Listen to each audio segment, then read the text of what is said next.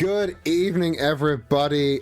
Welcome to your Wednesday night government-mandated stupid wrestling show. I am your host and last bastion of the vaudeville show, Eden, and joining me is... I said a cool thing, and now I've stolen that cool thing, made it about myself. Joining me on the commentary desk, the man, the myth, the legend, Zach. How are you doing today? It's me. It is you. I'm not doing good today. Are you not doing good? Why are you not doing good? I really embarrassed myself in RuneScape. Oh, you gotta regale us all with your embarrassing yourself in RuneScape. Right. Okay. That feels like, okay. Just before you start, I embarrassed myself in RuneScape. Feels like I want to kill him in Minecraft. Yeah. Well, you know, it has brought me real life shame. So you know. Okay, so I really feel like just a little bit of background for anyone that's not played RuneScape. I feel like I need to explain RuneScape a little to justify my actions, right? So Let's talk RuneScape. RuneScape, despite the fact genre-wise, it says it's an MMO RPG, right? It's definitely an RPG, but to say it's an MMO is really... just in that space, it really shows its age, right? Like, RuneScape is not a multiplayer game. It's not an MMO, it's an MO. It's a massive online game, but it ain't multiplayer.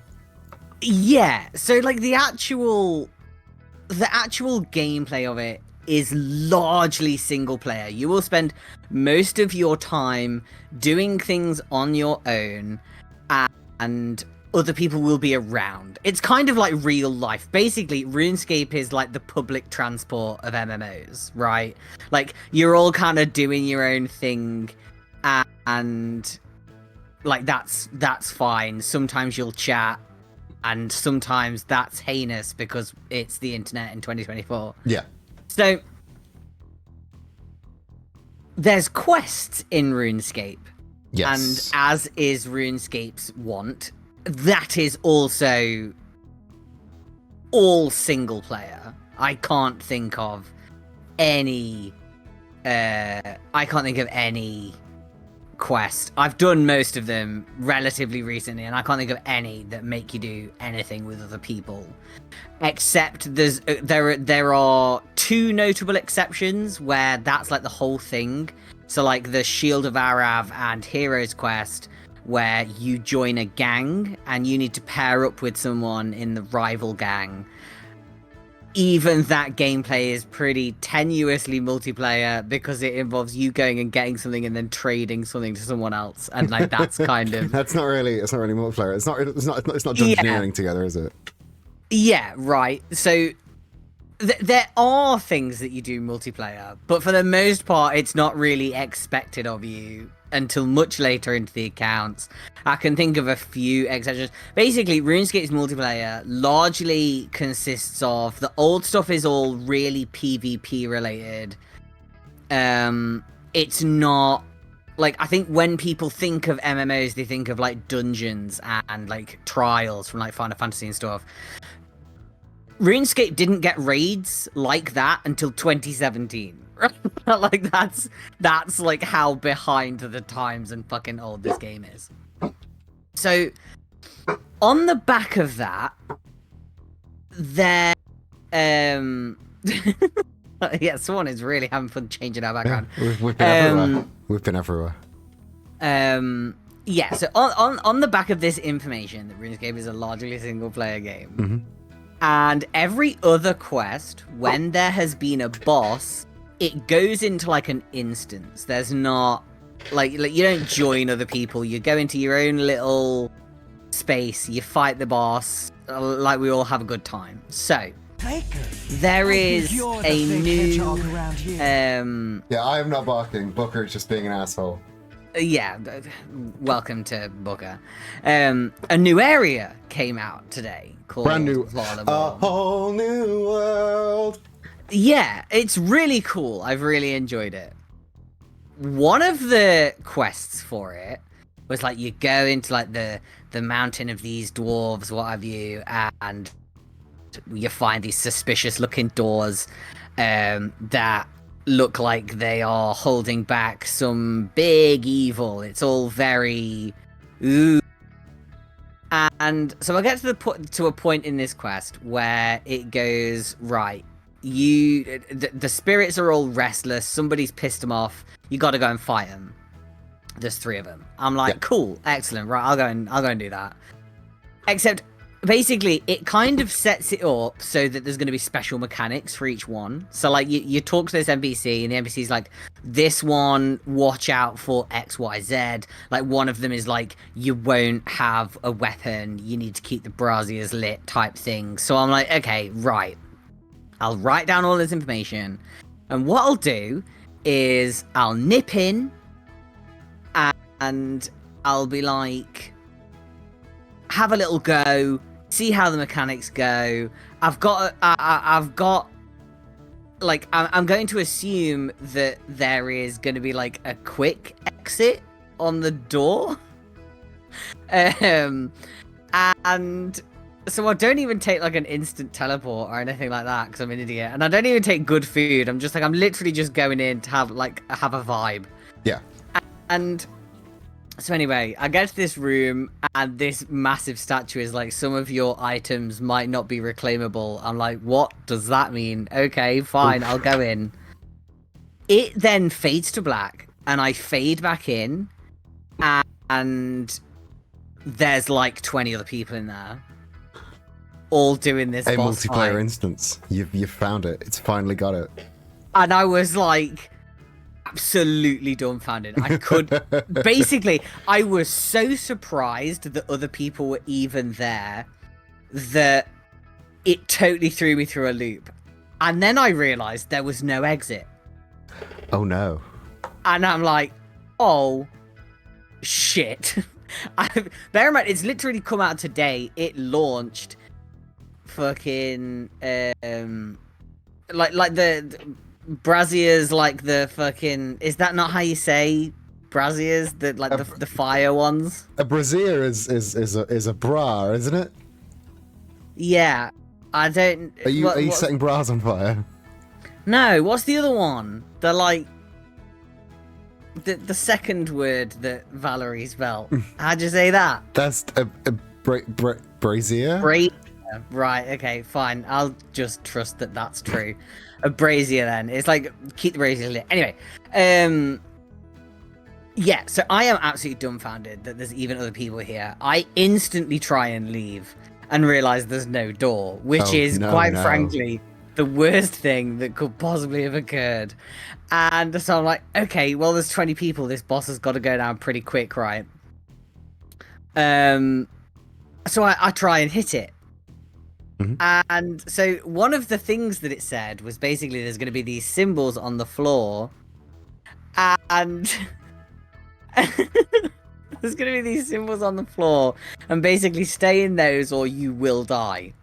So I go and stand on it where everyone else is stood, and then I click to hit it, and it immediately pulls me out, and I realize that it needs a long range weapon. And I don't have a long range weapon. So you're just stuck running around, unable to do damage. Yeah, and basically it was so dire. I forgot to put my protection prayers on, which is how you don't take damage in any of this. Totally forgot to put those on. Have been taking damage basically the whole time as I've been trying to hit this fucking thing. And after about 20 seconds, it gets me and I die. And Rip. like, oh, Jesus Christ. And what's worse is RuneScape is so insulting. When you die, it drops bones and everything. So, like, they all know somebody died. No hiding it. No hiding it at all. Yeah, there is no hiding it. It drops some bones. So everyone that was in there knows that I died, and I haven't been back in since. So, yeah, and I've been like just dying of shame. You poor soul. Yeah, it was an absolute disaster. I don't think I've ever been so embarrassed in my life. Yeah, you got utterly embarrassed. Absolutely destroyed. What's so upsetting is that like nobody else seemed to be having the same trouble. I don't know. Maybe they all did, but then this wasn't their first time in. Yeah, I could believe that. But yeah, I was just so taken aback by the presence of other people in my massively multiplayer single player game. In your massively single player online game. Yeah. And I was just like, why are they doing this to me? Why? Tragic. It was so mean. How dare you? How dare they force you to interact with other players in your MMORPG? Yeah, but it's like even when you're like group bossing in RuneScape, it's the most bizarre. It's the most bizarre thing because it's not like other MMOs where like the roles interconnect. You are all doing damage. Yeah, there's no classes in RuneScape. No, it's like oops all DPS. You're just all adventurers. Yeah. You had better know all of your shit. You just gotta know everything. You gotta be every role. Yeah. But at the same time, like, you can't like heal other people. You can only heal yourself. Yeah, correct. So there is no party play at all. You're all just running and taking care of your own shit. Yeah, I think so. Actually, there might be some heals. That might be a lie. There might be. But I have literally never heard of them. It sounds like RuneScape really stole your sunshine today. Yeah, it did. That was on me. I let them do that. Yeah, you know it's up to you if they steal your sunshine. I know, and it really did. It just took me by surprise. I can't believe they tried to make me play with other people. To be totally honest with you. Without even warning you, it's horrible. That should be considered a hate crime, I think, actually. How do you address the allegations in chat that you're not a true gamer? Oh, I'm not a true gamer. I've never claimed I was. Oh. If I'd have known how not multiplayer RuneScape was, I would have taken their job as their customer complaints admin. I was scared of dealing with reports like racism and abuse. Oh, no.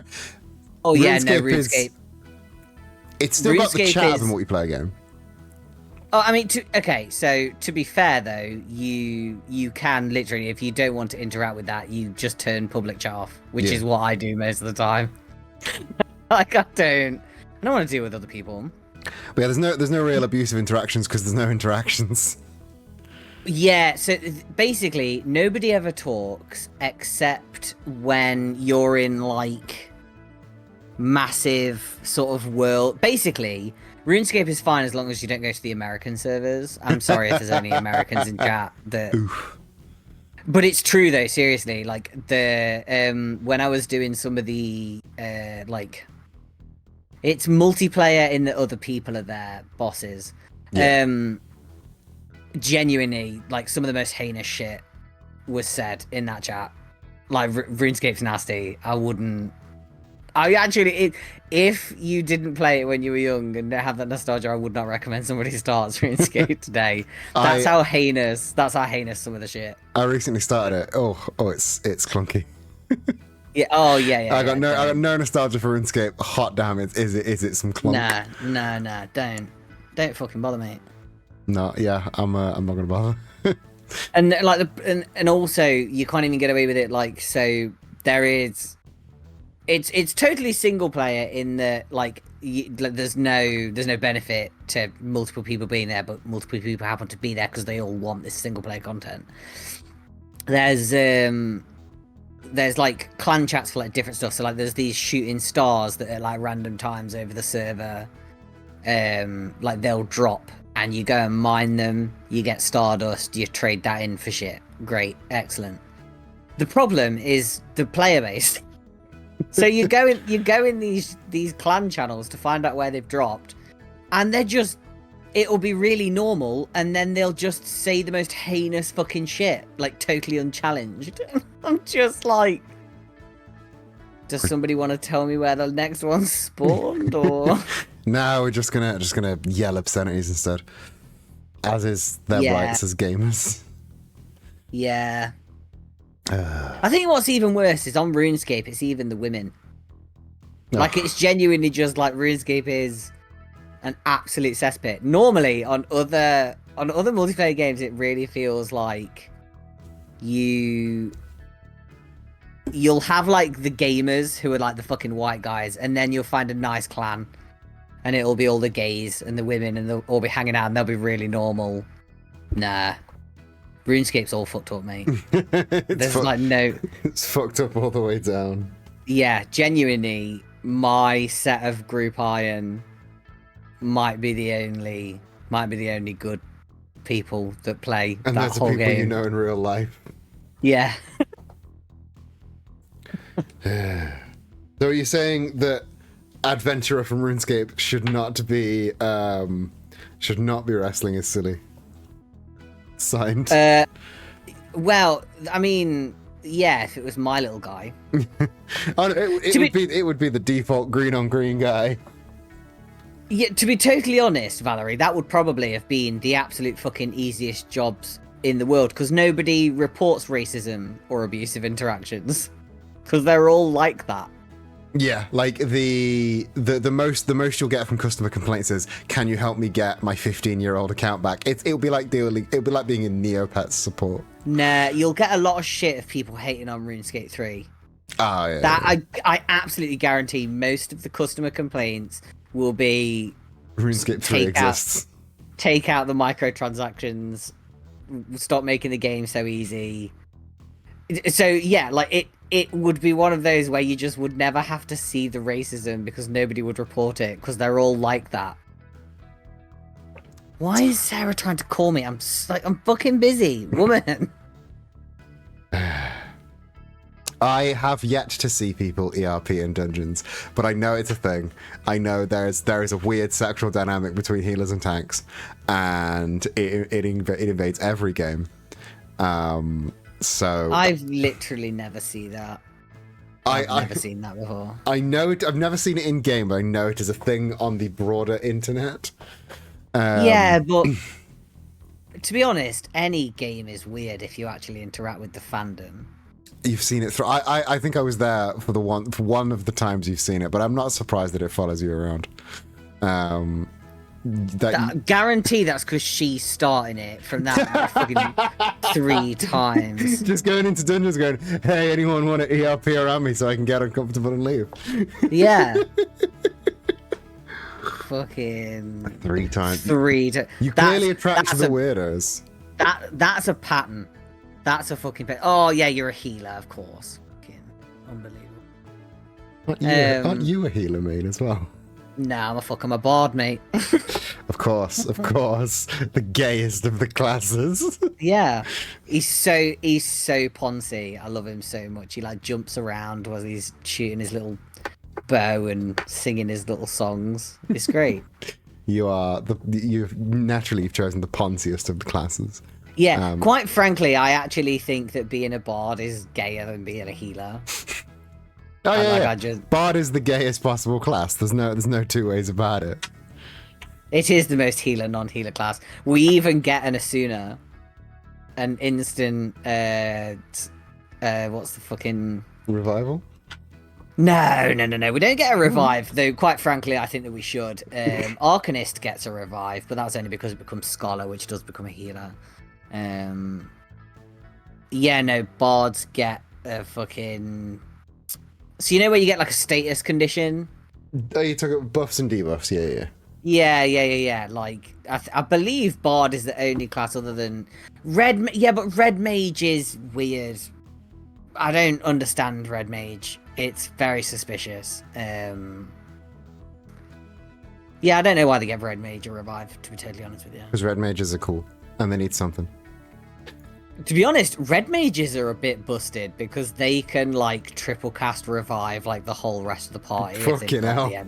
Yeah, like I've had runs absolutely saved by Red Mages, so I mean, big respect.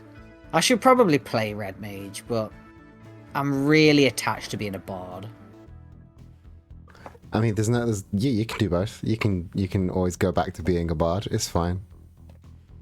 Yeah. Anyway, before we turn into a Final Fantasy podcast, Should we do some wrestling? Yeah, how did I get distracted from talking about RuneScape? Because Where did that pivot? talking about ERPing in dungeons. Oh, yeah. And about how multiplayer people are weird. Yeah. To be honest, like, people are just fucking weird. People are weird. They kind of freak me out, to be honest. people are low-key kind of gross. I get it. They're so... Why are they like that? Why indeed? I don't believe... You know when people are like, oh, you know, humans are social creatures, I don't believe that. Humans are all little freaks that should be sequestered to their rooms. Yeah, like, we're social creatures except for all of the absolutely antisocial shit that we do all the time. What's that about? It's mostly boredom. Yeah, I genuinely think it is. I think we're not social creatures, we just like bothering other people. People get understimulated. You've got to light a car on fire. It happens. Yeah. Just gotta get over it sometimes. Should we do some wrestling? Yeah. We are starting this week with the biggest of deals. I'm talking Wrestling is Silly World Series. We are starting off in the black block this week. Bayonetta is taking on Princess Peach, and as you can see by the scoreboards, Princess Peach currently leading the block with 6 points to Bayonetta's 3. Is this a chance for Bayonetta to tie, or will Princess Peach start to run away with the block? Where do you sit on this matchup? I mean, this is one of those where it could really go either way. I know that's such a cop out. I know. I'll say Bayonetta has a slight advantage, but like Peach is on a hot streak, so Peach is on a real hot streak. Like I said, she's won the last 2 matches in a row. She is generally, I think, one of the best performing women in the tournament so far. But Bayonetta, never count out Bayonetta. She is always like coming in hot, coming in hard. I think my money would go with Peach, just because she comes with the momentum this week. But are you taking Bayonetta's side? yeah, I think I'll stick with Bayonetta. All right. Well, everybody else, get your predictions in the Whizballs prediction. Make sure you throw in as many balls as you possibly can, because we are about to go down to the ring for our opening contest this evening, the Wrestling Silly World Series. We don't really have a chat of gamblers. We don't. We have sensible minded chat. Yeah, boring chat. Got him. Wrestling is Silly. Your opening contest for this evening is a Wrestling is Silly World Series match in the black block. Making her way to the ring first, from the city of Deja Vu, weighing in at 253 pounds, she is your Wrestling is Silly Women's Smiley Case holder, Bayonetta.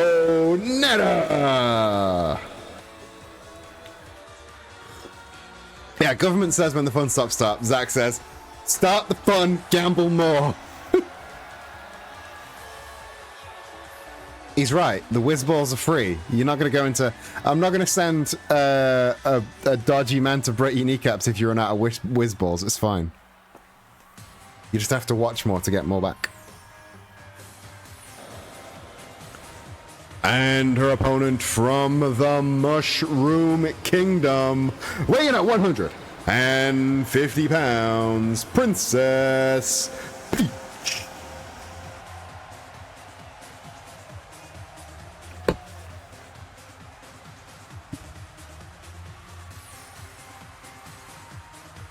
Hey RGB, welcome. You're just in time for our opening contest. Neil, hello. And everybody else we've already spoken to, hello. And if you're lurking, hello. As much as I crave your attention, I do understand that chats are hard sometimes, and you can just lurk. We like a lurker. I always lurk in Twitch chats. Like I don't chat much. I like when a tangent is gone off. I do like throwing into the chat there because then it turns into a little bit like an interactive podcast, and that's fun. But most of the time, I do just lurk as well.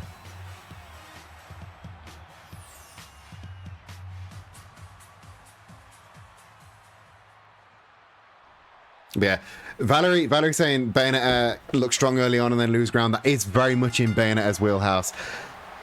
And just as predicted, starting strong, big combination of strikes and then up on the shoulders.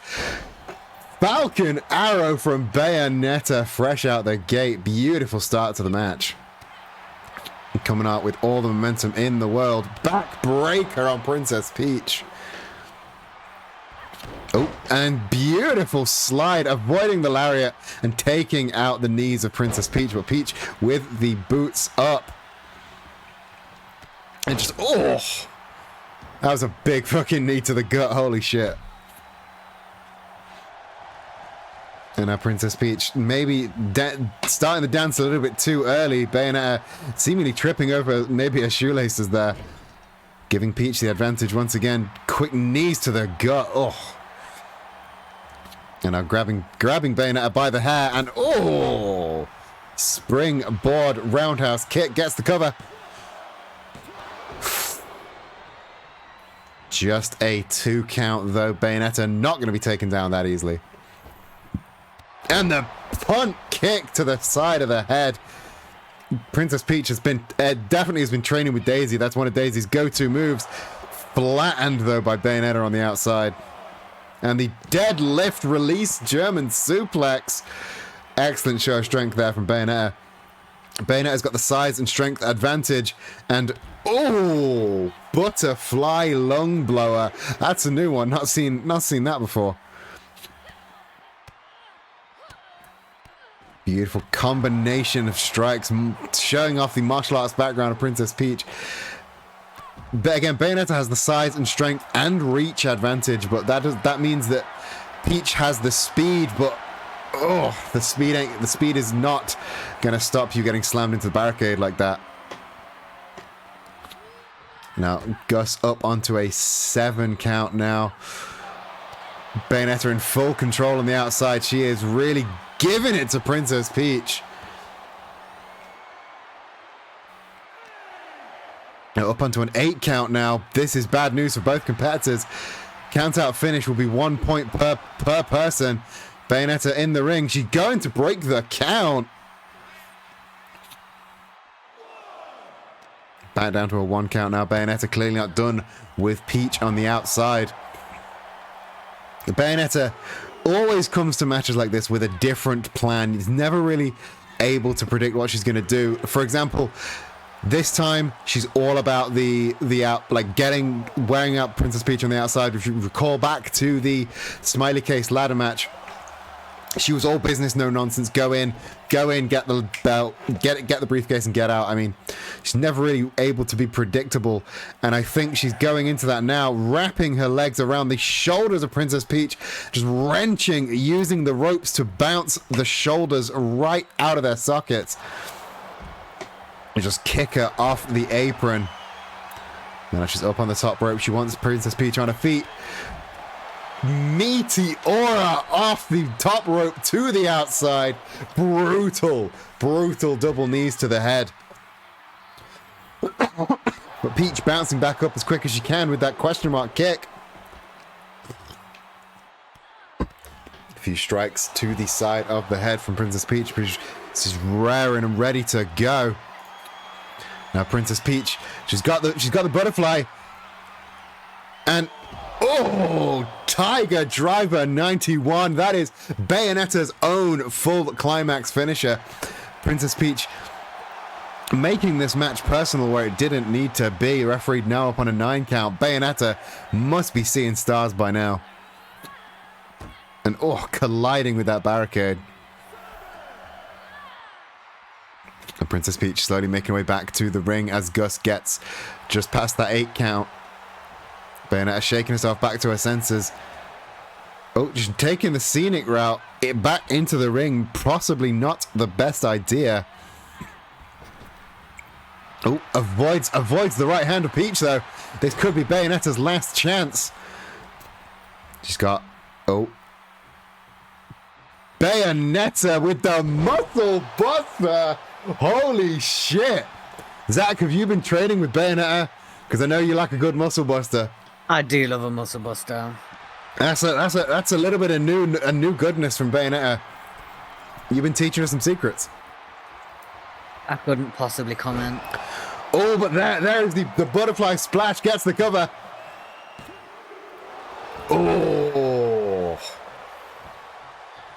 Princess Peach, though, still kicking out. She's kicked out of the muscle buster. She's kicked out of Bayonetta's butterfly splash.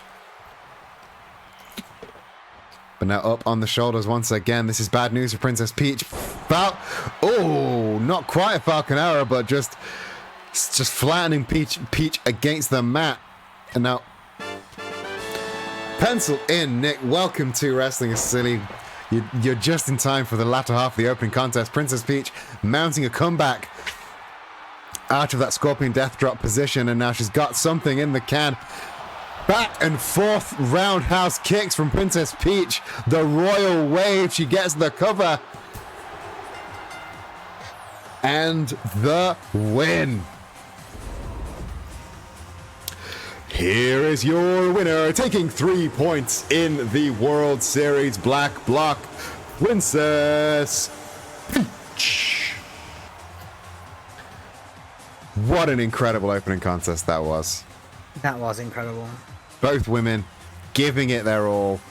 We saw Tiger Drivers, Muscle Busters, but it was the Royal Wave from Princess Peach that secured her those 3 points, giving her now 9 points in her block.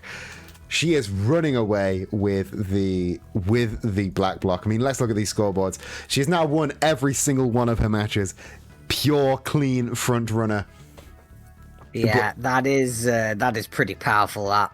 Yeah, I mean, there's she still has to beat second place to win the block formally, but she's going into that with an absolute strong position. I cannot wait to see the black block finale, which will be happening in a couple of weeks' time. She's really made a name for herself there. Princess Peach, what a contender. And thank you to the 17% of you that voted correctly. Enjoy your whiz balls. Our next match, we are going to the tag division now for some old versus new. Classic Wrestling is Silly versus brand new Wrestling is Silly.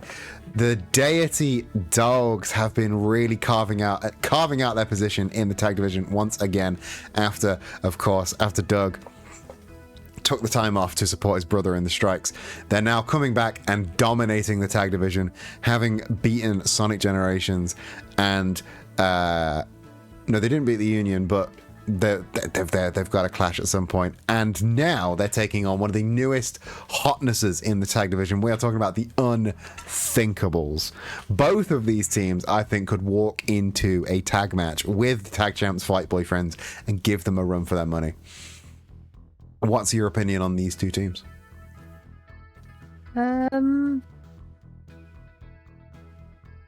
I mean, I like them both, but I feel like for very different reasons. Like, the Dogs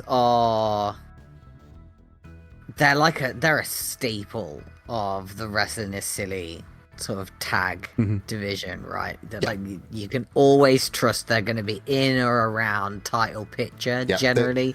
Sometimes they'll take themselves out of the run-in, but they're never having a bad time. No. Whenever you see them, they'll always have a good match and stuff. The Unthinkables are, I feel like, the total opposite of that. Not only are they brand new, they're very explosive talent. Like, you're never quite sure what you're going to get from them. We've seen some pretty brutal victories as well as some really bad losses for them throughout, you know, whether it is tag specifically or whether or not it's when they've done solo stuff. So yeah, I mean, I don't know. This could be one of the times they have a really explosive victory. It could also be a time where the Dogs absolutely wipe the floor with them. Who knows? There's only one way to find out, Yeah. and that And is that's by gambling your and whiz that is balls. gamble Come on. your whiz balls as we go down to the Start ring. the fun. Start the fun. Gambling is great, as I am famous for saying. It is your catchphrase. Yeah. Your next match for this evening is a tornado tag team match set for one fall with no time limit, making their way to the ring first at a combined weight of 477 pounds, hailing from the heavens above, Doug Ziggler and God Deity Dogs.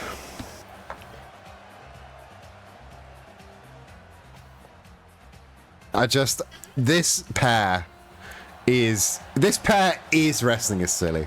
I know I say that every time they come out, but just it was by the machinations of the show and its jank that is these two coming together. And I'm so glad that they're finally getting closer to the title picture. Yeah, it was when we were on 2K22, wasn't it? Yep. And their opponents from out of this world at a combined weight at a non-Euclidean number, the unthinkable rabbit, the unthinkable sheep, the unthinkables. Yeah, it was a broken 2K22 in which the 2K22 just was broken. Yep. And just interruptions decided to come on, and Doug Ziggler needed to run in on a match between God and Spider-Man.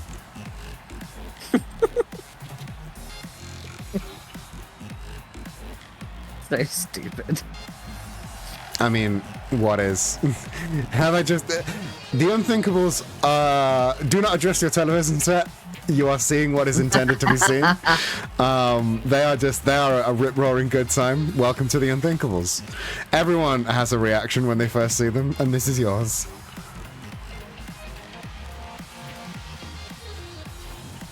They are animals from a different planet / dimension / time, and this is what they look like.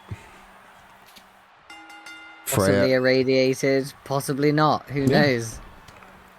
Irradiated and oil slick and LEDs and beautifully athletic wrestlers. Liquid wrestling here, although saying that, it was a Bude RPG with the 13,000 power level. Hell fucking yes. Doug Ziggler going for the octopus hold there on the sheep. There's not an unthinkable octopus, so the bunny gets him right out of that hold. Big German suplex from God to break up any suspect action there. The Dogs in control right now. Rising knee strike from Doug. Big choke slam from God. But the sheep able to break the hold of the Almighty and hit a beautiful side suplex on to Doug. It seems the sheep is able to overpower the individual Deity Dogs, but can he still take them on 2-on-1? And big clubbing blow to the back of the head, and then both the Dogs turning their attention on the rabbit this time. Belly to belly takedown from God. And Doug manages to get the sheep into the corner, really wrenching at that arm with a big holy boot there from God. And another belly to belly takedown, gets the cover.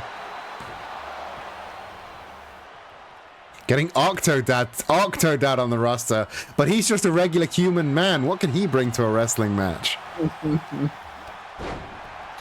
Big leg sweep there from Doug. Doug going to the outside to catch the sheep. Meanwhile, the rabbit just flattening his Almighty there. Rabbit up to the top rope. He wants God on his feet. What's he got planned? And diving cross body from the rabbit. Meanwhile, on the outside, El Phantasmo had a little bit of an unthinkable vibe when he was at the copper box. Was that a fucking sit-out powerbomb from the rabbit? I looked away at chat for half a second, and God's getting powerbombed. Beautiful enziguri there. Rabbit up on the top. And 450 splash with the cover, but right in the face of Doug Ziggler. God. Oh. Doug going for the octopus hold, but the rabbit managing to turn it into a crossbody. And now the Unthinkable's in control right now. Snap suplex from the sheep. Flattening from the rabbit into a real unorthodox chokehold. Doug though easily able to fight back. And diving over to the sheep, gets the cover. But a single right hand from the rabbit takes down Doug right into a beautiful. That is an unthinkable sheep, not quite an unthinkable cow. Oh, end of days attempt there from God, but reversed into a beautiful arm drag and the flipping neckbreaker from the rabbit. Rabbit now on the springboard, looking to do something, but it's caught in midair by God, in reverse into a spinebuster.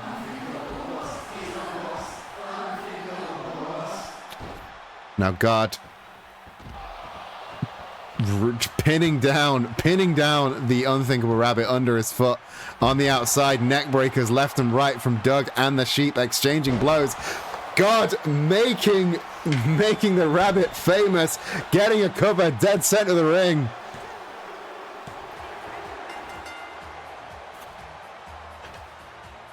Audience very confused, cheering for the horse.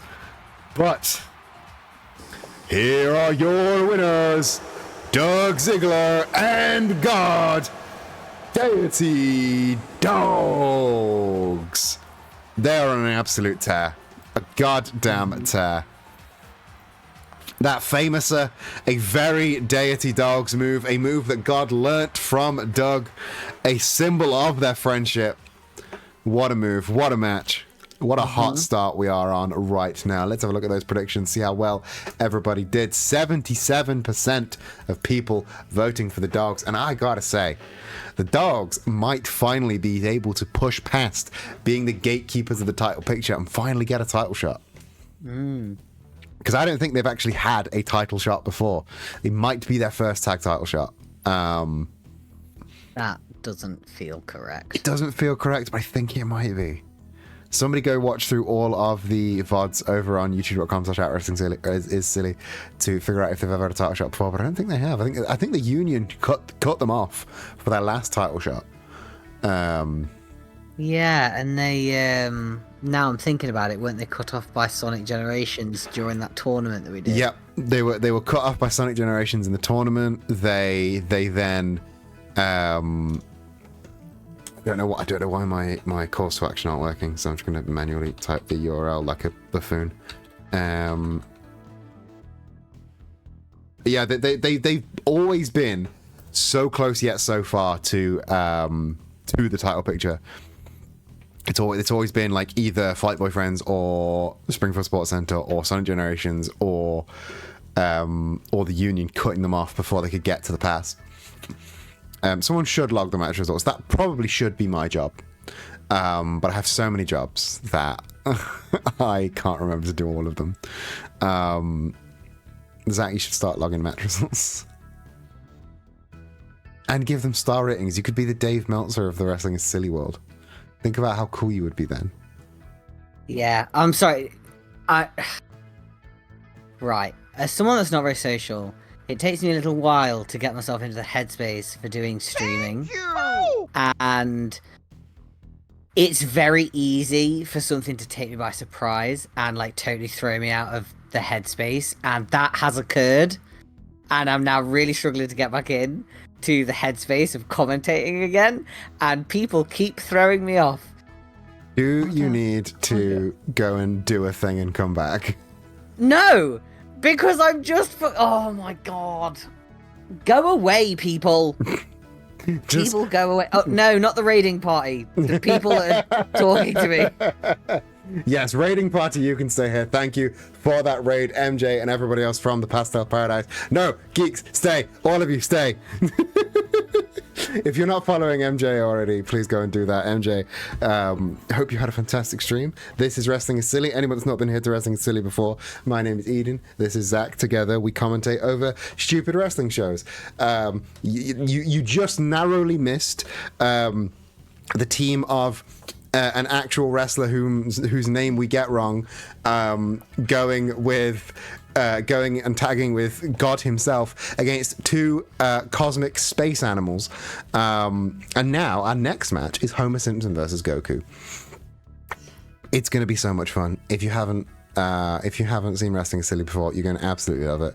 MJ, go and get yourself a big old drink of water and have a big old rest. You're allowed to do that. And anybody that's staying around from the raid, thank you for sticking around. Only the most beautiful and nice smelling of the raiders stick around, so I'm glad you all made the right choice. It's funny you should say we need more Len, because the mixed tag titles... ever needs more Len. The mixed tag titles do need defending. And I've been making some calls. That's all I'm saying. And maybe somebody's going to come in and steal their sunshine. But I don't know. It's all up in the air. It's all up in the air right now. We all need a bit more Len. So the world is conspiring against you streaming because people are talking to you and phoning you and things. Yeah, I'm being literally harassed. You're being harassed. It's horrible. Just throw your phone across the room and it'll be fine. It's not going to be that important. It is, because it's about your birthday weekend, so maybe don't. Oh yeah, it's my birthday in 8 whole days. Everybody remember that. There will be homework next week. If everyone doesn't come in and say, hey, happy birthday for tomorrow, then you will get banned. Our next match this evening is, as I said, Goku versus Homer. Goku, for those that don't know, Goku suffered a bit of a loss recently. The world lost Akira Toriyama, and Goku has decided to throw himself into his work to try and deal with that loss. And he's picked on one of the biggest, strongest, beefiest men on the roster, Homer Simpson of the Springfield Sports Center, an absolute powerhouse of a threat. But Goku's never been one to back down from a threat. Zach, do you have any word on these two big, beefy men getting in a ring and slapping meat while I write up the prediction? No, sorry. I am going to have to come back. Hold the phone. I'm sorry. Everybody say goodbye to Zach while he goes and does official business, probably to do with my birthday. Let's get out into the ring, shall we?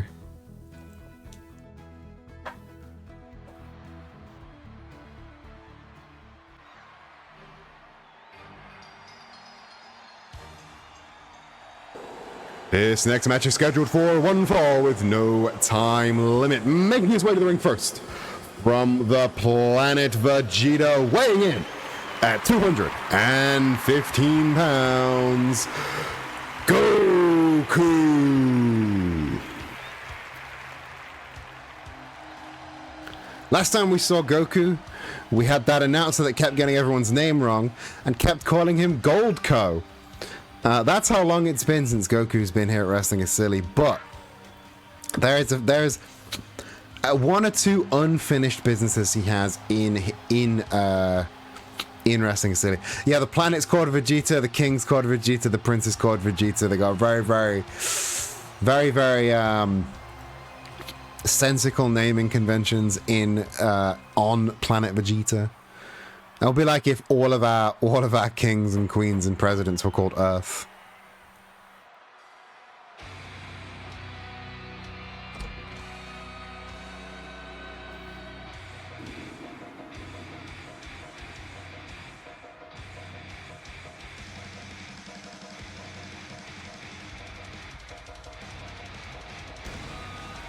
And his opponent from 742 Evergreen Terrace, Springfield, fighting out of the Springfield Sports Center, weighing in at 285 pounds, Homer Simpson.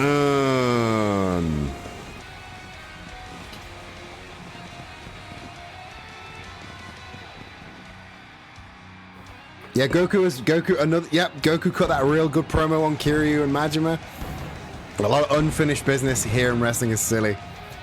And I think he thinks it's finally time to attest to that.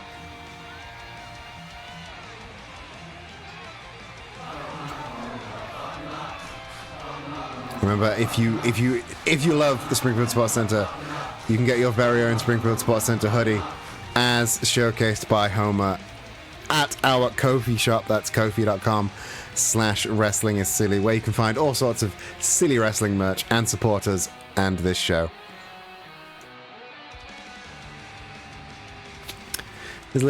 He was covered in soot from all of the pyro. What a silly guy. Referee Freya ringing the bell. Homer, big right hand from Homer, managing to get that waist lock, and big trip there, taking down the Super Saiyan. And now, throwing Goku to the outside and bringing him back in the hard way, clubbing blow, face first, driving him down into the mat. Homer going for a real early cover. Goku not having a single bar of that, not having a lick of that. Homer firing back with the lariat though, but Goku catching the arm with the Dragon Ball screw. Goku maybe can he capitalize on this momentum? Series of kicks and beautiful wrist control into the hammerlock, and slamming back on that arm, really wrenching the elbow in a way it shouldn't be wrenched. Homer rolling to the outside, but I think Goku has one extra thing planned. Dives over that top rope for a flying lariat. Homer though's a big brawly bastard. He ain't gonna take that lying down. He's bounced right back up and powering through. And again, throwing Goku onto the apron, joining him out there. This is a dangerous place to go. And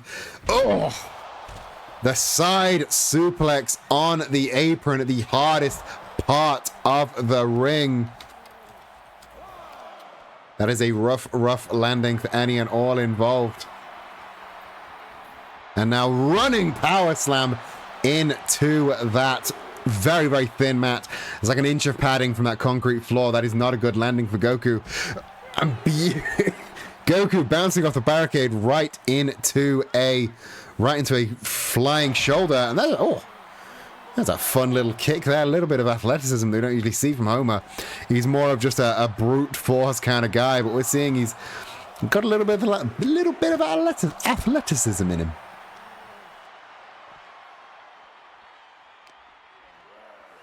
And now, Goku really being given the runaround here from Homer, hitting all the barricades, hitting all the beefy arms.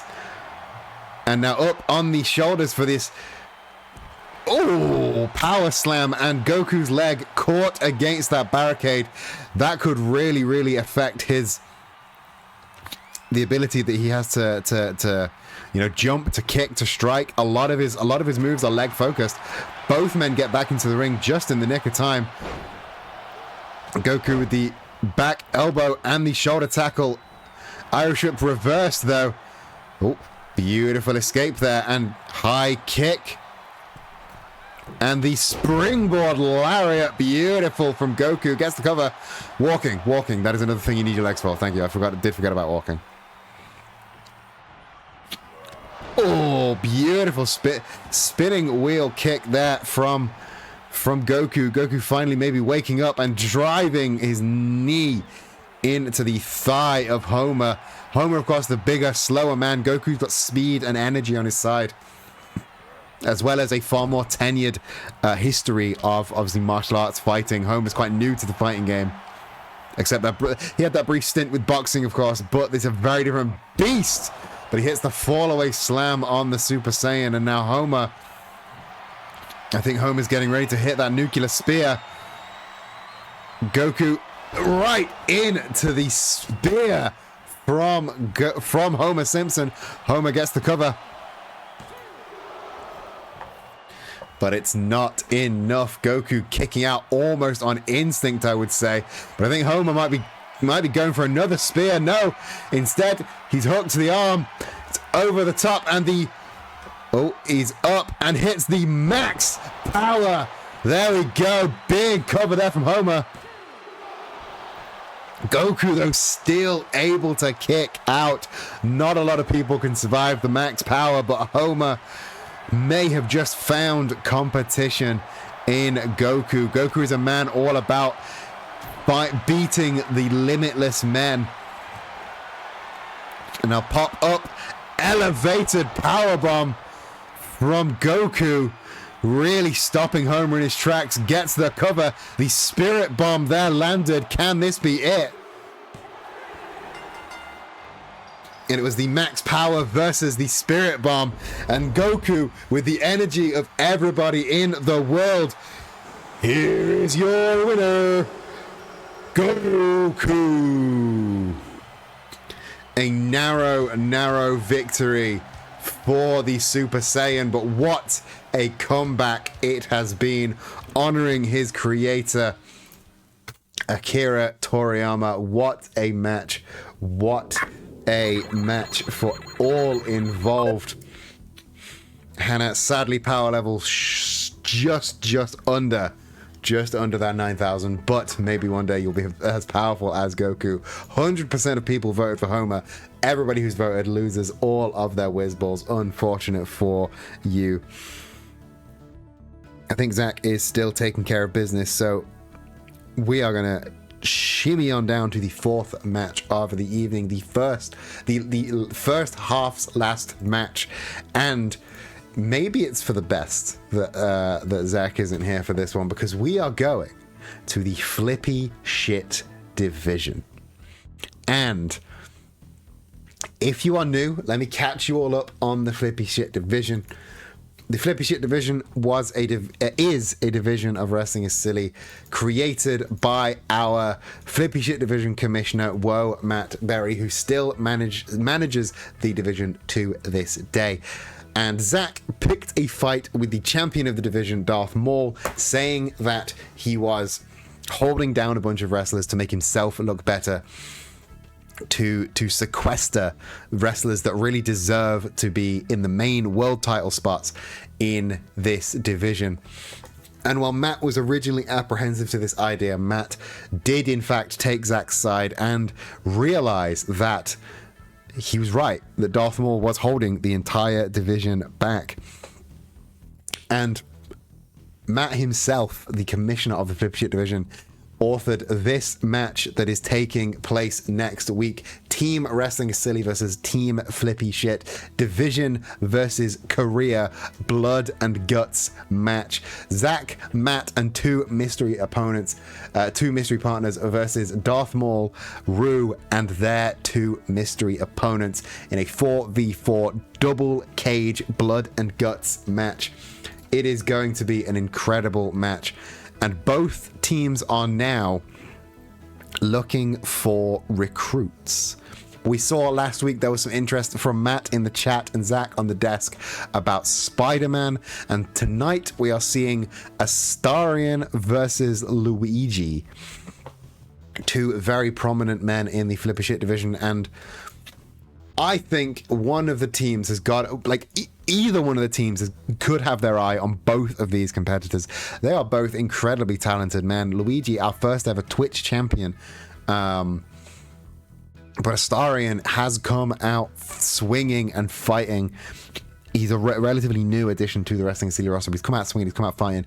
I think, part of me thinks that the reason Zach may have disappeared from the desk is to go and sit in the front row to get a good eye on both of these competitors. I mean, only time will tell, but this is going to be one hell of a fight. Luigi versus Astarion. It's going to be bouncy. It's going to be amazing. It's going to be incredible. Let's get the prediction in and let's go down to the ring. Well, let's make sure the ring is loaded first.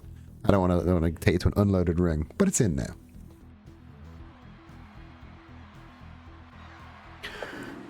This next match is scheduled for one fall with no time limit. Making his way to the ring first, from the back alleys of Baldur's Gate, weighing in at 201 pounds, Astarion.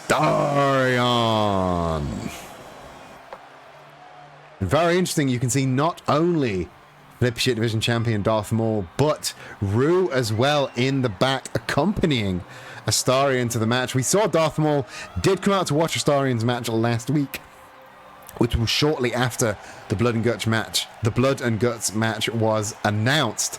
So maybe Astarion is maybe Astarion has joined Team Flippy Shit. I mean, he's got both Rue and Darth Maul coming out with him this time. But maybe they're still scoping it out.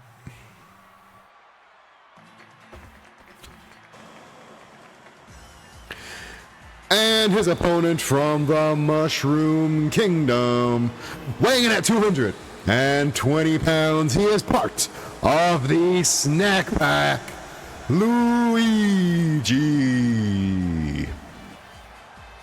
I've started to vote for who I don't want to win. Yeah, that's a lot. I think a lot of people do in these predictions is you vote for the person you don't want to win because your prediction always goes the wrong way.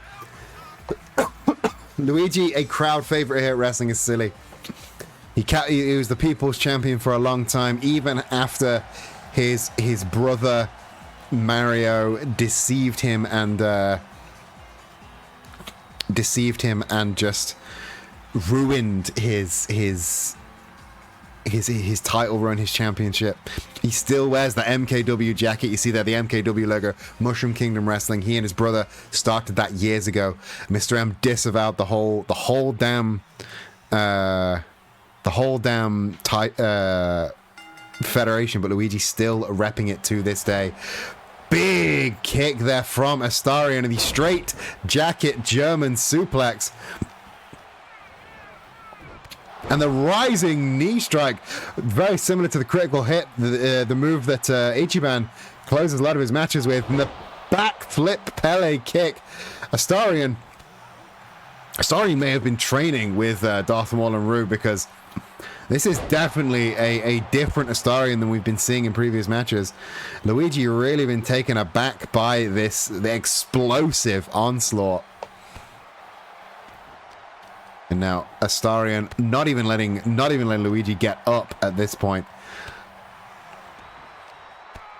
Oh, but Luigi gets the boot up, and there we go. The superstar splash, 2 in a row. Not going for that all important third one, but instead going for some combination strikes, but Astarion one step quicker and getting the powerbomb into the knee strike. Beautiful combination. And the standing shooting star press. Wow, this really is a brand new Astarion. This is a whole new level that we're seeing this man elevate on. I can only imagine he's been training with the champ and Rue. Knife edge chops in the corner. And now, driving both feet into the chest of Luigi. Astarion gets the cover, but it's way too close to the ropes. Luigi kicking out at one though. Not even grabbing the rope break. But the deadlift German suplex from Astarion really showing off his strength here. And now Luigi slowly getting up to his feet. Astarion getting the rogue sneak attack. That half and half backbreaker gets the cover. And once again, I said it last week and I'll say it again, the sneak attack is a powerful, powerful move. Anyone that's played D&D can attest to that. Here is your winner, Astarion. It's that 2 weeks in a row. The Astarion has used that sneak attack to put away his opponent quite handily, making quick work of Luigi, I must say. Kind of disappointing for a former Twitch champion to be put away that easy, but Astarion's clearly been putting the work in. Hot damn. Let's see who 4% of people voting for Astarion. That is an impressive win for the I think it was only 40 points. 40 whiz balls were put in for Astari in there, and Bude RPG gets all of the 1,000 that were put in for Luigi. That was incredibly quick. I think maybe Luigi was on an off day, maybe something was up, maybe he ate some bad food, I don't know, but all that matters is Astarion got the win in very, very quick fashion. That brings us to the end of the first half of the show. We're going to go for a very, very quick break. I'm going to go check up on Zach, see if everything's okay. We're going to be back in 3 minutes' time, possibly a little bit longer. In the meantime, please do empty your bladders, refill your glasses. We'll be back in 3 minutes' time, but until then, who is that Pokemon? Who's that Pokemon?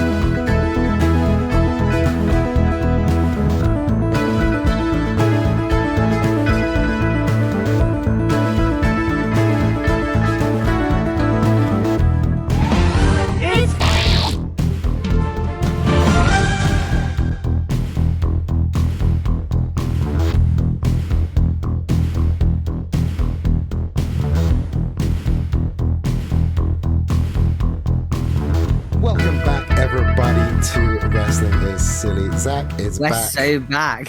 We're so back. You missed Astarion absolutely fucking trouncing Luigi. Or maybe you didn't. Maybe you were sitting in front row and investigating like I thought you were. Did you see the match graphic? I can neither confirm nor deny. Did you see the match graphic though? I did No. I did show off the fun match graphic. I'm gonna put it back on screen, and you'll see it in about 5 I'm seconds. still not gonna. when your I'm mod still view, not. I was gonna say, yeah, I'm still not gonna fucking see it because I don't watch the stream. when your mod view catches up. But that is the match graphic for Team Wrestling is Silly versus Team Flippy Shit in the Division versus Korea Blood and Guts match. 4 men confirmed, 4 mystery Versus men. the whole of Korea. Yes. Division versus Korea. Speaking of that very match, We mentioned Darth Maul scoping out the division. He was obviously him and Rue have still got that tight kinship, and him and Astarion have been, exchanging furtive glances from across the bar. We caught this video backstage of somebody else having a conversation with Flipshit champion Darth Maul. Let's cut to that video now. Dr. Crane. Me and my associates have been talking about this blood and guts match coming up. And well, there's a long list of people we want I think you've to still got talk to. Echo on.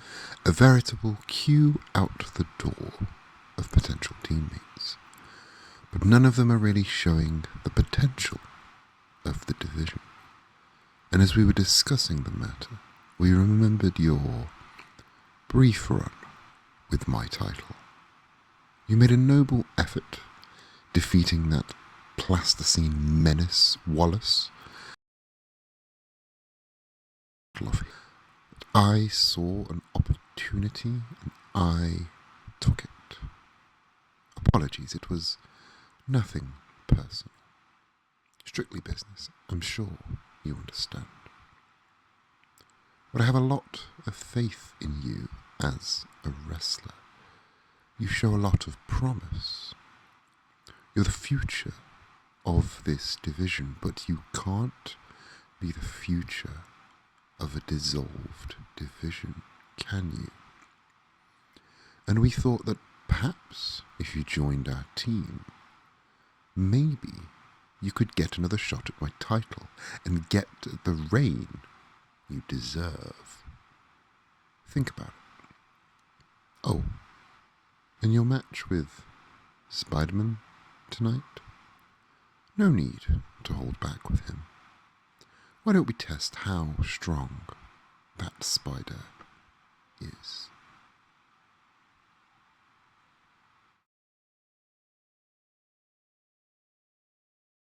Very much calling his shot, not just for bringing Scarecrow into the team Flippy shit, but also one, spoilers for the next match, and two, telling Scarecrow not to go easy on Spider-Man. Like, it's no surprise to anyone that he wants to rough up Spider-Man after both you and Matt basically looked at him and went, "Oh, we'll have him," last week. Have you and Matt spoken any more about who you're going to have on your team? I mean, obviously, I'm not going to ask you who you. I'm not going to try and pry for who you're going to have. But have you? Yeah, I mean, the conversations are ongoing. We're in conversations with a couple of wrestlers that we think. Basically, we've sent out our first rounds of invitations, shall we say? I don't want to say any more on the matter, considering I don't want to give our enemy too much information. That's true. That's fair. But yeah, we're working on it. I mean, I would assume nothing less. Like you two, obviously, you definitely didn't fly into this with no plan. I can guess that you've got a plan in mind. Surgical precision plan. Surgical precision. So I assume that there's no point in asking you who you think is going to win this match. You going to give it to Spidey over Scarecrow? I'm not going to make comment on who I think is going to win. I'm going to let them do the talking for themselves. You're going to let them do the talking for themselves. Let's go down to the ring and see how much talking they do.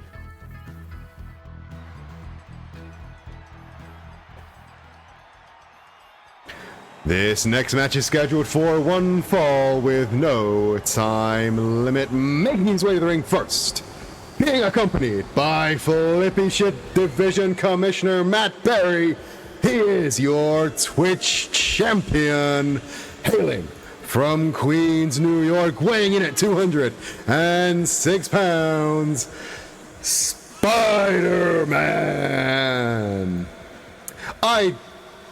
I'd forgotten he won the title last week, and I saw it around his waist, and I got real happy again. I forgot he won the title. What a lad. Well deserved, too. Absolutely well deserved. I feel like no one proves my point quite like Spider-Man does. True. And his opponent from your deepest fears, weighing at 212 pounds, Dr. Jonathan Crane, Scarecrow.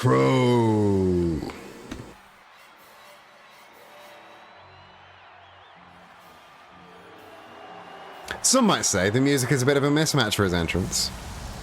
Yeah, what is his entrance music? His entrance music is his theme from the Batman animated series. Oh, I see. Well, there's your answer. He chose it. He said it was his favorite of all of the music he has been given. So who am I to say no? Yeah, I mean, true. There's no accounting for taste.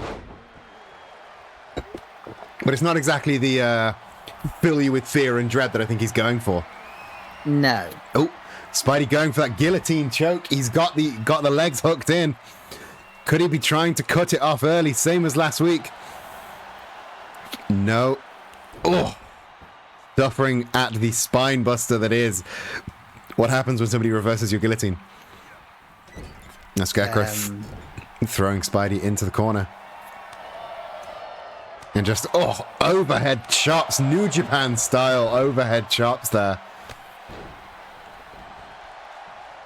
The Scarecrow with that one clawed hand. I mean, I've asked him not to wear it in matches, but unsurprisingly, he kind of scares me. So I've been a bit lax on him, I must say. Oh, Spidey capturing the boot of Scarecrow, pushing him aside and getting the hanging DDT. All of Spidey's 206 pounds of weight driving the head of Scarecrow into those very, very thin support mats.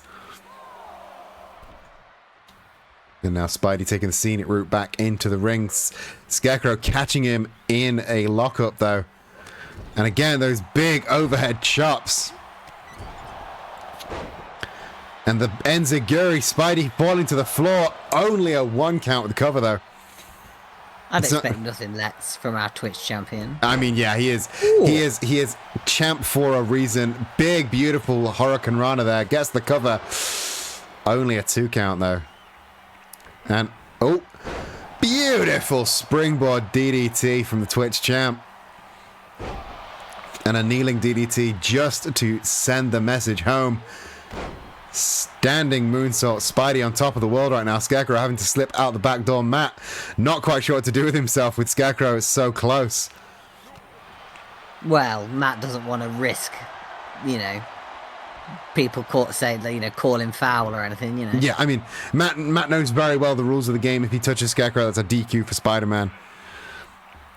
But, the guillotine once again is in, and Scarecrow able to get out. And I mean, Matt's no stranger to wrestling against, nightmare creatures with spiky hands. I mean, he famously fought Freddy Krueger in this very ring. Famous PS1 game Nightmare Creatures. Yeah, he famously fought the PS1 game Nightmare Creatures. Yeah. Was it like the disc? Or like some kind of horrific personification? You know how like the Mac and Cheese Man? It was the Nightmare Creatures Man. I see. Excellent. Yeah. Oh. But Spider-Man hitting the code red. Not going for the cover though. Interesting choice. Instead lifting Scarecrow back up. And double leg, double stumps avoided by Scarecrow. The dropkick avoided by Spidey. These two have each other's number. Reverse DDT gets Spidey back on the momentum train, and he's on the opting against going for that springboard Hurricane Rana. Instead, shotgun dropkick. The thing with Spidey is he's so full of energy, I don't think he can decide on a strategy. So he's always changing his mind, which makes him hard to predict, but also hard to strategize with. I wish I was like that. Instead, I have no energy and still can't decide. He has all the ideas. He has all of the plans and all the potential outcomes, and you have none of them. You need to share. You need to learn to share with each other. No. I also have all of the I have all of the potential outcomes. All of the potential outcomes in my brain. I'm like, yeah. 630 senton from Spidey. With the nearest of near fall. Sorry, I cut you off there, but... Yeah, it's fine. So you were saying, you have all of the ideas and none of the energy to pull it off. Yeah. I think that's just called existing as a millennial. Yeah. Oh. Pump handle buster from Scarecrow. That is Darth Maul's made in Dathomir. Scarecrow, maybe that's a signal to Scarecrow that he's taking him seriously. And there, the package pile driver, the fear factor. Scarecrow with the cover. Good man. Spidey, though, grabbing that bottom rope. Scarecrow signaling that he's got on Darth Maul's side, and then Spidey with the rope break. Is that a signal that he's on your side? We all know how you feel about rope breaks. I do love a rope break. Oh, the low drop kick out of nowhere, turning Scarecrow inside out. And now, flipping neckbreaker, or after the watershed, the fucking neckbreaker. But Scarecrow, though, bouncing back as well as he can with the gut kick, stealing Spidey's momentum, bounces him off the ropes and into a beautiful, beautiful spinning facebuster. As an Iowan, I can tell you no coach in the world would stand for a ref taking that long to start a count. I mean, yes, but that is amateur wrestling. This is pro wrestling. The rules are slightly different. And by the rules are slightly different, there are no rules. The refs can just make it up as they go along. Believe me, I hate it too. The ref's rule goes. That is the thing. Whatever the ref does is the rules. And X Factor there from Spider-Man. With the cover. Still, though, Scarecrow kicking out. But he's having to pull himself out. I think he's trying to go for the escape, but instead, half dazed, pulls himself up by the ropes. And Spidey takes the opportunity, hits the stunner off the apron, sending Scarecrow tumbling. And now following him to the outside, series of kicks, goes for the stunner, but Scarecrow pushes him off. And instead, Spidey hits the Bulldog. Spidey, just slamming Scarecrow's head into the floor. Spidey in full control right now. Oh, of course, spoken way too soon. Scarecrow grabbing him by the scruff of the neck, throwing him back into the ring. And now just... I think Scarecrow's going for the mask. He's trying to unmask Spider-Man. Come on. You've been to Mexico. You know how rude that is. Can't grab a lucha by their mask. That's the worst thing you could possibly do. Scarecrow's been to Mexico? What oddly specific law? I mean, I would assume. He must have been down to Mexico at some point. Oh, but there goes the fear gas. The fear gas followed up by the punt kick. Scarecrow with the cover. I've never been to Mexico. If he lives in America, it's far closer to Mexico. Yeah, I mean, that is true. Here is your winner, Scarecrow. I mean, I don't say he cheated or anything. Fear gas is not explicitly against the rules, but it's against the spirit of the rules. Yes, I would agree with that. But that is going to be very, very interesting for the if rumors are to be believed, and both Scarecrow and Spider-Man are going to be showing up at the Flippy Ship Brawl Blood and Guts match. That's going to be very, very interesting for that dynamic. And of course, Darth Maul brought it up, and I'd forgotten that it was Scarecrow that took the Flippy Ship title off your friend Wallace. Yeah. I'd forgotten all about that, so that's you can't be happy about that. I mean, you and Wallace, your team shred of cheese now. You're yeah. I mean, I'm not happy Steeds. about it, but to be fair, it was pretty funny because he only had it for about 20 seconds. Yes, So, like, Scarecrow did only end up having the belt for about 20 seconds. yeah, so like the comedy of that kind of outweighs how much it sucks. That is true. I mean, don't get me wrong, like we're coming for his ass and we're gonna like rip him to shreds, but you know, like it is a bit funny. Like It me is- and it is Wallace, quite funny. we've had a bit of a laugh about it. You know? Yeah, I mean, if you're gonna lose the title, like the guy after you losing the title in short fashion is very funny. Yeah. And I'm glad that Wallace isn't too cut up about it, because that would be upsetting if he was. Yeah, I mean, you know, we've got to be able to laugh at ourselves. That's You true. know what That's I true. mean? Our next match of the evening, we're going back to the women's division. We're going back to the Wrestling is Silly World Series, the gold block this time. As you can see, Toph Bei Fong is our leader of the gold block at the moment with 6 points, winning both of her matches. And now this week we're seeing 2B finishing her run of matches here in the block, taking on Alice Liddell.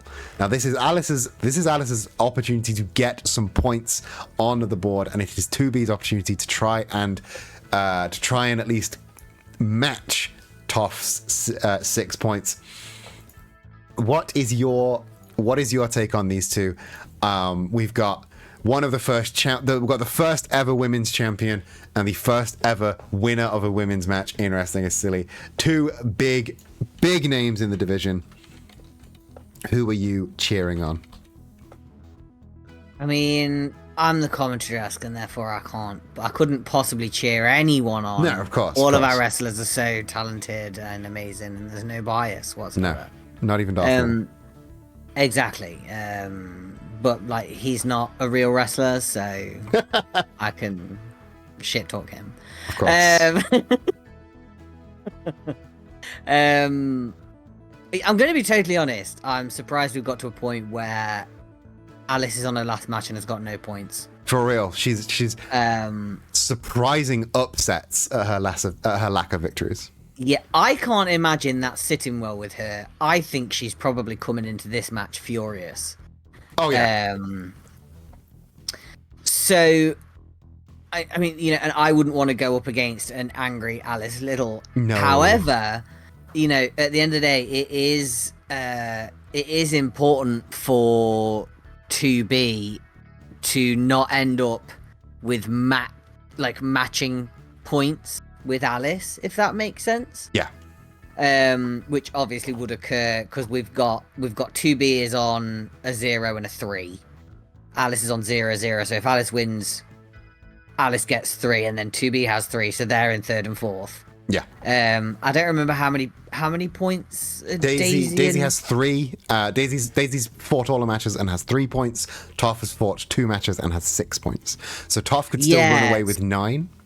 So I mean, but it's important though for 2B to be trying to get those points and ended up in 2nd place in her block at least.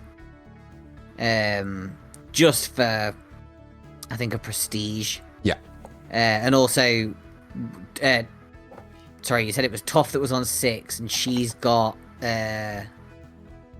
Toph's on 6 points. She's got 1 match left. 2B. Yeah. Okay. Right. Sorry. Yeah. So there comes. There is a possibility where 2B could end up tied 1st place for points in this block. Yes. If she wins this match.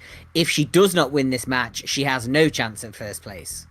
Yes, So, that is true. Well, you know, yeah. There's no way if she loses this match, the only way for her to get tied 1st is for Alice to beat Toph next week. yeah. But that's still a chance for them to tie, though. That is a chance for them to tie. Toph and 2E. So it is important that she wins this, and I think that will probably be on her mind. Of course. So, you know, they've kind of both got a lot to play for. There is so much. Here's the thing with these kind of matches, there's always so much to play for. There's always way more than just the matchup to think about. There's so many mental mind games to be playing as opposed to physical mind games. There's so much to calculate and talk about. But the most important thing is not talking about stats and figures and who's gonna and the probability. The most important thing is seeing these two women kick the shades of shit out of each other. Let's get down to the ring. Also, Bonky, hello, welcome. This next match is a Wrestling is Silly World Series Gold Block match. Making her way to the ring first from the moon, weighing in at 328 pounds, 2B.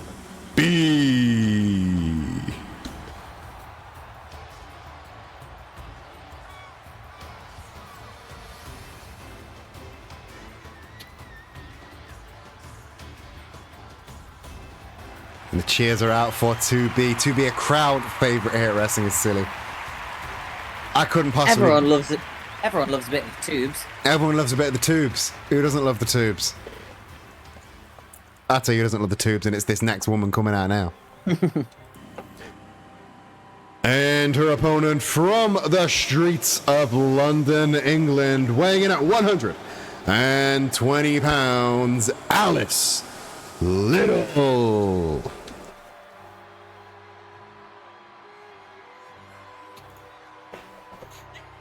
But she is full of sass, no time for anybody's bullshit.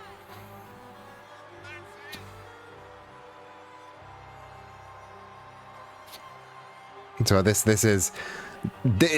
matches like these that I didn't know I wanted until the two women were in the ring. Mm-hmm.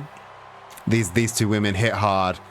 They've got like almost similar styles, but incredibly unique styles. That man bought a completely blank sign. 15 minutes on the clock. Ring that bell, let's go. 2B. Oh, 2B with a kitchen sink to open with. Alice being sent tumbling down to the mat. Elbow drop to dig in. And slowly pulling Alice back up to her feet. 2B with the upper hand on the lockup, up on the shoulders. Alice trying to retrieve, but guillotined off that top rope and now wrenching at that arm. 2B in control right now, but Alice with the leg sweep trying to reverse that momentum. Those big boots stomping down on the back. And the face of Tubes driven down into the mat there. Now Alice wrenching at the leg. Maybe trying to pop some circuitry out of where it should be. And 2B's leg really getting assaulted, and that is her katana kick leg. So Alice, she's not usually one for strategic thinking, but maybe she's trying something different to try and get some points here. The lariat avoided by 2B, but Alice overpowering her into the leg sweep. Just a 1 count though. Alice trying to keep calm, trying to maintain some composure after the kick out.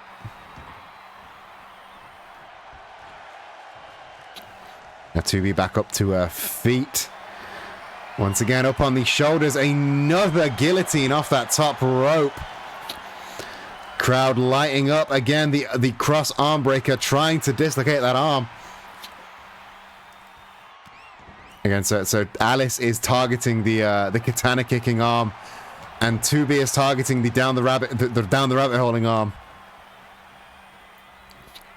Both women playing very cerebral games here. But 2B getting the upper hand with a nice and easy belt and a rope-assisted powerbomb. Alice needing to take a moment, rolling to the outside, but 2B up on the top rope. This could be real dangerous for both women. Shotgun drop kick off the top rope to the outside. That is such a high drop. Like, you don't quite realize how big a wrestling ring is until you're in it. Like that, the apron is like 4 feet off the ground. Then the top rope is another like 4 feet. She's like 8-9 feet off the ground at this point. And to be honest, I think the fact that wrestlers are all incredibly tall really does not help with that perception either. It warps the size of things. Like you see your WWE, you see like your Billy Gunn, your Undertaker. They're like 6'7". They make everything look small.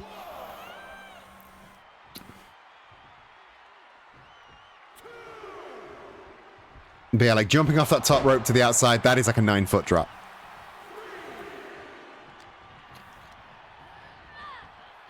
To be bouncing back though with the duck under into the waistlock German suplex with the bridge, but only a 1 count, unfortunately. Oh, wheel spinning kick avoided by Alice. Well placed right hand knocks 2B a little bit dazed. Oh, sleep and the leap and the crossbody avoided by 2B. Expert avoidance. And the big boot doesn't send 2B down. Alice taken a little bit aback by that. And 2B with the running bulldog slam dunking Alice's head into the ground. And now, the leg sweep into that real unorthodox. The legs wrapped around the neck, the shoulder being prized open by 2B's arm. It's a real unorthodox submission hold, but I do love it. But Alice able to brute force her way out of it. Gets one right hand, gets a cover. See, sometimes with a good punch, you can get a 3 count nice and easy because you take your opponent by surprise. Oh, Alice now sending 2B down the rabbit hole. Both women eager to get the win, but Alice now in the driving seat. But no, still a 2 count. 2B still in this fight yet. There's life in the old dog yet, 2B. She's not a dog. She's a people. She's not a people. She's an android. Have you even played the fucking game? The whole game is answering that question, and guess what? The game says she's people, so she's people. Spoilers for the best game of all time. Oh, it's not really spoilers, is it? It's a theme. Sorry, I told you what the theme of the game is. Go fucking play it. 2B code breaker though.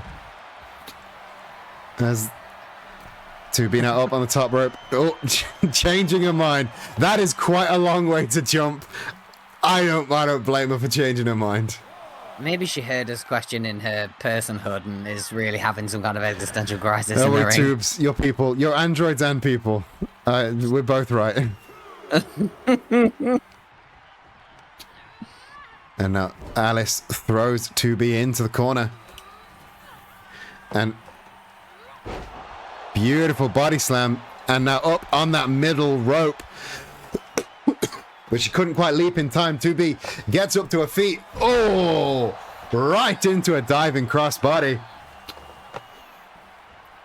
And the stiff drop kick to the back.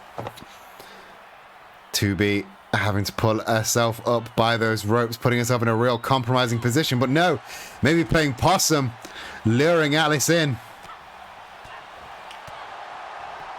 And now grabs the leg and hits the dragon screw.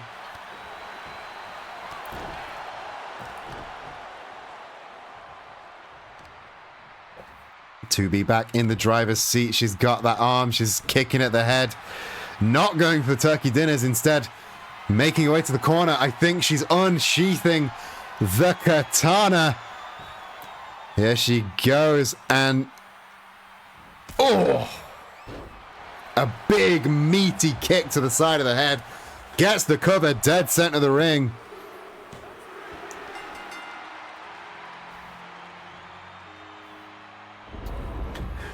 And here is your winner, taking 3 points, 2B.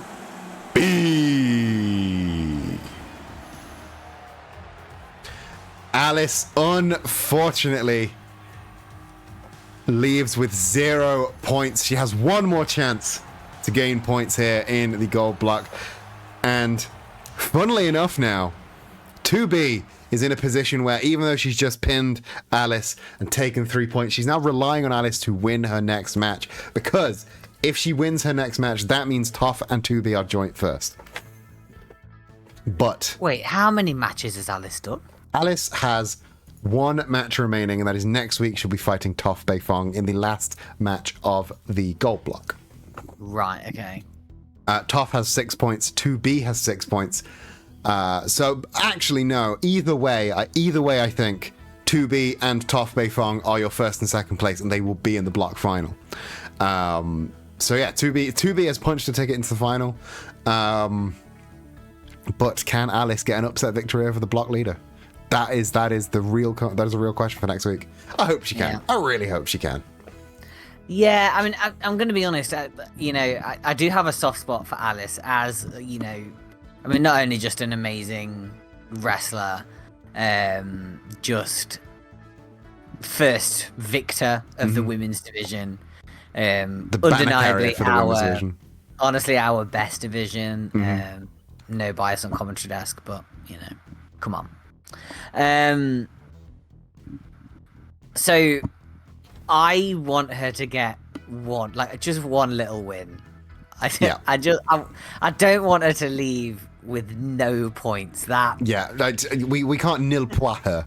That would be embarrassing. Yeah, exactly. So just a draw. I'm just time limit draw next week. Be fine. Give her 1 point. anything, just something.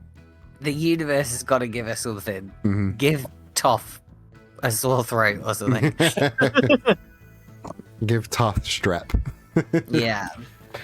Oh, we find ourselves at the main event tonight. Honestly, finally, fucking hell. Oh, I'm sorry. I thought we were all enjoying our night.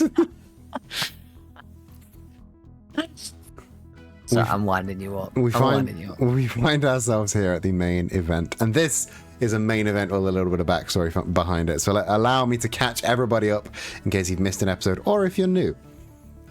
Our main event this evening is... I'm new. Shut up. Is Mackie Chase versus the Big Mac. These two are members of the same tag team, Vicious and Delicious. Why are they fighting each other? That's not how tag teams work. Well, these How two... do you know? You're new. Shut up. Sorry. Why are we both new? No. I mean... Yeah, I was responding to the person that was new and questioning your infinite wisdom. I see. I've got you back You've got my back. against the vicious newbies in chat. This is why we're not growing, because you're scaring away the newbies. We've got a raid and you told everyone to go away. Yeah, that is true. I feel really bad about that. That was poor timing. I wasn't talking to the raiding party. I'm sorry. So, a few weeks ago, Vicious and Delicious got a surprise victory over the brand new Wrestling and Silly Tag Team Champions, the Fight Boyfriends. And not only that, the Big Mac pinned the world champion, one half of the Fight Boyfriends, Kiryu Kazuma. So, after Kiryu then defeated the Big Mac in singles action, Majima defeated Mackie Chase in singles action, they both issued an ultimatum to Vicious and Delicious because they were feeling generous. Maybe they were just playing with their food. They said that next week at Blood and Guts, Vicious and Delicious are going to get a title shot. But which title is it going to be for? That is how this match happened. If Mackie Chase wins this match, Vicious and Delicious get a tag title shot next week at Blood and Guts. However, if the Big Mac wins, he gets a world title shot next week at Blood and Guts. That is some high stakes. That is some big, beefy high stakes. Mackie Chase... Yeah, it is. Mackie Chase has only had... he's had a world title shot before. He's had a Twitch title shot before. He could get the triple crown of failed world title shots if he wins this match and gets a tag title shot. I just Mackie Chase, bless his cotton socks. Name a more iconic duo, Mackie Chase and Bag Fumbling. He is the bag fumbler. He fumbles the expert bag fumbler, and that's why he captures the hearts and minds of the Wrestling and Silly fans. Everyone loves. They see something of themselves in him. Hey, no, our audience never fumbles the bag. Our audience is great and beautiful and nice smelling. I'm sorry, I'm feeling so antagonistic right Yeah, now. you're being a catty bitch right now. No, to be fair, it's probably because I see myself in serial bag fumbling. I'm just hoping that there's someone in chat that feels the same way I do to make me feel slightly less lonely in this big old world. Apparently, Hannah's got you back in bag fumbling. Yes, excellent, fellow bag fumbler. I have never once fumbled a bag. No. That's a lie. I fumble the bag all the time. Well, So. I don't want to say it. So, is that your lot is being thrown in with Big Mac then? The man who pinned the current world champion. Quite frankly, we're more likely to have a Mediterranean summer in Britain before Mackie Chase does not fumble a bag. Well, I think this might be this time. I think this could be his time. Yeah, you think we're getting a Mediterranean summer this year? I think it's Mackie Chaser Clark. What is going on? Zach is being hella toxic. I'm not being toxic. Fucking how come everyone else is allowed to say that Mackie Chase fumbles the bag, but the minute I do, it's fucking toxic? Huh? You come back from your phone call and you're all bitch. I'm gonna maybe that is it. It's put me in a surprises put me in a bad mood. I don't like a surprise. What happened Even was a good surprise. I don't like a surprise. We Do that to me. we sat down for this thing that we do every single week at this time, and all of a sudden 3 people who all know that we do this thing every week at this time decided that all 3 of them needed your urgent attention right now for things that were not urgent because the train times are not changing. Yeah. And also just they did not have the correct information and therefore searched the wrong things and scared themselves. And we're like, oh my god, our whole weekend that we've been looking forward to for 6 weeks is ruined. And it's like, no, it's not. Just shut up and leave me alone. I've planned this. So, yeah, look, I'm sorry. Surprises suck. They took me out of the vibe. I'm not trying to be too toxic, just a little toxic as a treat. Shall we get to our main event then? Yeah. I mean, he's still going to fumble the bag. He may fumble the bag.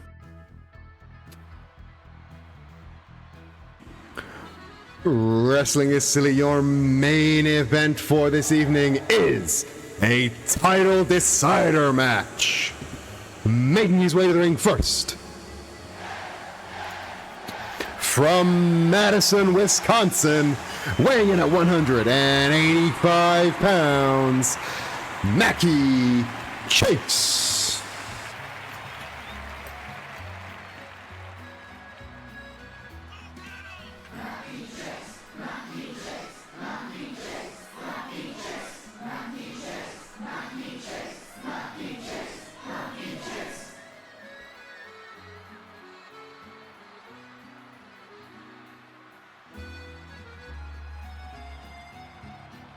Now, it's really hard not to be on his side.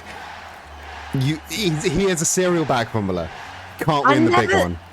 I never. No, I'm not blaming you. I'm not blaming you. I'm just saying, it's really hard not to be on his side. Look, I just feel like people are misinterpreting the fact that I'm saying. Look, I'm not misinterpreting in the it. truth. He is a bag fumbler, but Yeah, I still feel really like want him to win. I feel like when I say it, I get a bad reputation. That's all I'm saying.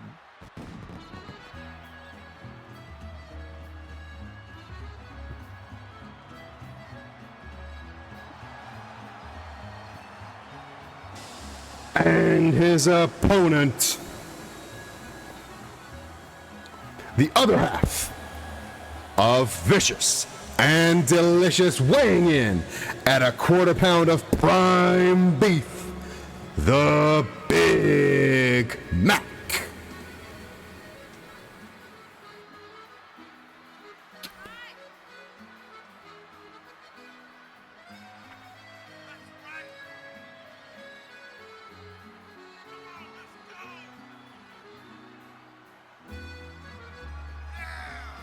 And now, like, I know, like, Big Mac, people don't like Big Mac as much as they like Mackie Chase. I love Big Mac. I think he's a big, meaty man. He's a sexy burger. What's not to love, right? He's got a little purple fez. I love that. I feel like this is going to be a really controversial opinion. So I'm really sorry to drop this on you. But he looks more like a pumpkin than a burger. You want to... It's because I put a picture of Mehmet Cheese's face on a pumpkin head. Oh my god, the secrets of Wiz revealed. Yeah, secrets of Wiz. Oh, Big Mac with a strong start, though. In the inevitable documentary about us, at that moment, you're about to go, like, negative. It's going to be like... and then... in the inevitable Dark Side of the Ring Wrestling and Silly episode. Yeah. It's going to be all, like... Season 12, when they run out of ideas. Yeah, they'll be talking about how toxic I was and how you turned a pumpkin into a burger. Can't wait for Chris Jericho to talk about how toxic you are. Oh, I can't wait. I'll love that because I don't like him. And this one time, Zach came back from a break and was a real bitch to everyone. Yeah. He told all of chat to go away. that doesn't sound like Chris Jericho at all, but nor does it sound like me, so it's fine. It's fine. Don't even worry about it. See, I'm not toxic. I'll let you get away with that. The diving brain chop from Big Mac. This is quite an evenly matched match. But these two men know each other better than anyone else on the roster, so I'm not surprised that they have each other. They have each other's movesets memorized inside and out. Big Mac, though, with the upper hand, using his power advantage. That is for saying that at least one of our tag teams are in a romantic relationship. It's pretty impressive that these two know each other the best out of the tag team. It does imply that there's something romantic going on. I mean, what? I won't assume sexual, but I am a little bit assuming sexual now. A Big Mac and mac and cheese. Name a more iconic food pairing. And I didn't say they know each other better than any two people know each other. They know each other better than anybody else on the roster knows them. Although I must say, who knows each other better? Sonic Generations or the Fight Boyfriends? Because those two are in a romantic relationship, but... Oh! Big elbow drop avoided there by Mackie Chase. But Sonic Generations is two versions of the same guy. Yeah, I mean, I guess I was interpreting the word knowing. Oh, you meant like biblically. Fight Boyfriends know each other biblically. more of a euphemistic knowing, as it were. I see. For the sake of some comedy on this comedy web show. I guess we're comedy. I'm hoping other people are laughing. I think we count as improv comedy. Oh God, really? We don't write a script, do we? I can't be a white man doing improv comedy. This is a fucking disaster. It's worse. You're a white gay doing improv comedy. No. Oh, but Mackie Chase has put the flavor packet on, gets the cover.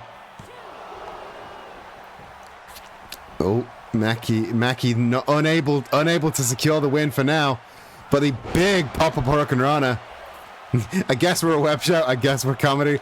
I think we're an improv comedy show.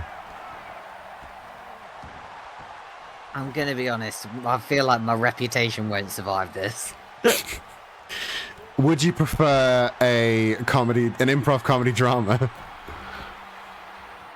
Because we are an improvised show. I hate to disappoint you. Yeah, but what we do isn't improv, though. No, it's not improv, but we are improvised comedy. Yeah, the improv is what's really upsetting. Okay. Because again, I can't... Oh, Mackie Chase on the top rope. Casadora into... Oh! Big Mac reversing the Bulldog into the reverse powerbomb. And Smash Burger gets the cover.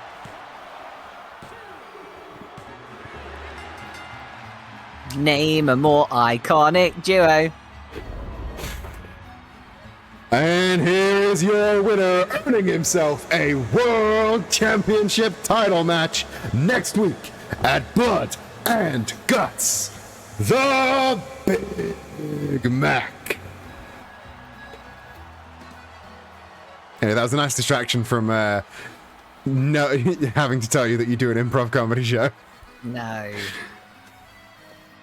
Yeah, you do an improvised comedy show.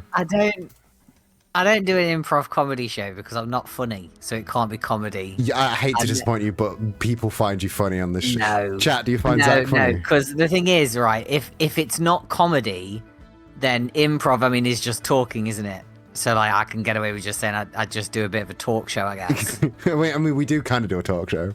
But Yeah. between the matches and sometimes during the matches, we do a bit of a talk show. Look at this. Yeah. Does this not look like a talk show set? And you say we do a bit of a talk show. It's mostly I get distracted by something. What is a talk show if not just a series of distractions and tangents? I feel like other talk shows probably. They have scripts, but we're an improv talk show. Yeah. I mean, an improv talk show is just talking. We're not. We're an there's no improvised comedy talk show. Are we a sports comedy show? Yes.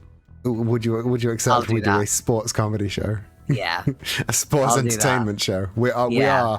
are sports entertaining. Yes. Yeah. I'm a sports Yeah, entertainer. fuck you, Vince McMahon. This is sports entertainment.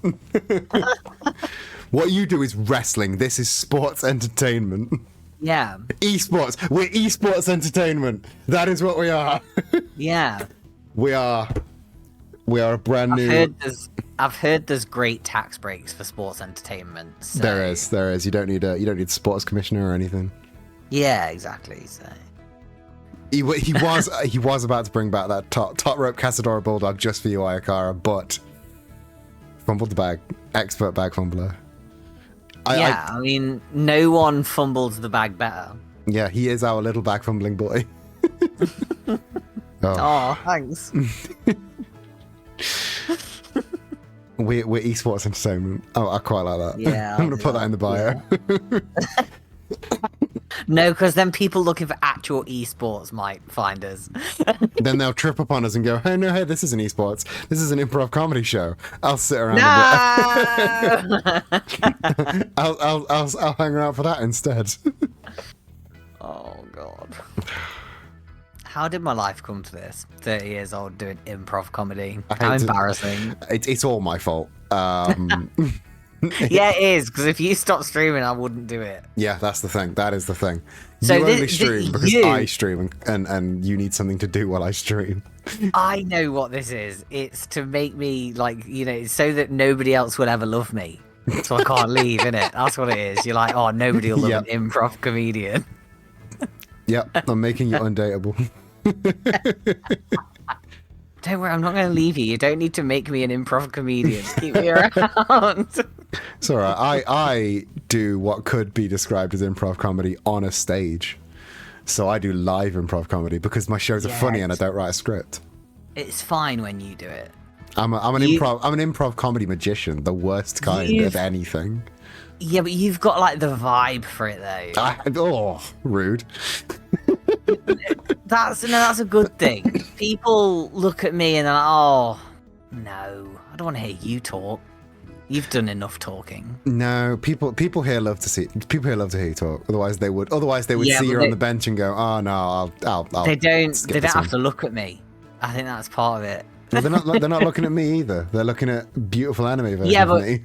I'm talking about specifically the like in person I thing. do. Like, you've got the vibe for it. In person improv comedy is also bad though.